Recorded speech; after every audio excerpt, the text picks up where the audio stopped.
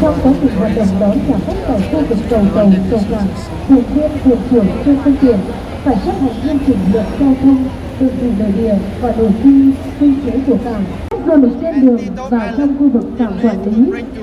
Mời quý khách trực tiếp vào phòng giao dịch cảng để nắm được các thông tin chi tiết và mua vé đi tàu. Nghiêm cấm các đối tượng có hành vi gửi bám theo xe ô tô, khách du lịch để mời chào, lôi kéo, dễ gây mất an toàn trật tự và văn minh lịch sự tại cảng. Không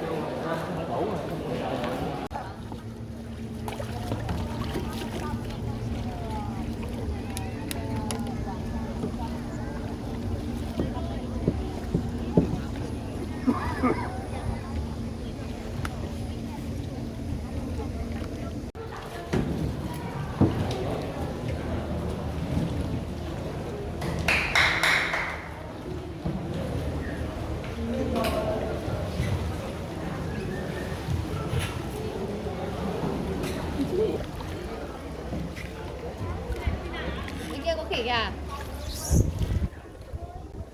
Bố mày ấy. Mày Hà Nam đấy.